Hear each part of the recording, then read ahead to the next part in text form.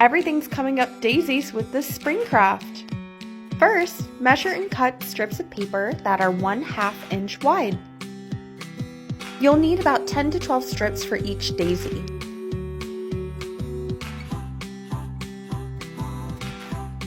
Use a sheet of solar yellow to cut out the centers. I traced a small bottle, but a spice jar would do the trick. You'll need 2 circles for each flower. For smaller flowers, cut 1 to 2 inches from each petal stack. Here's where your daisy starts to come to life. Just glue the ends together with about 1/2 inch on each side.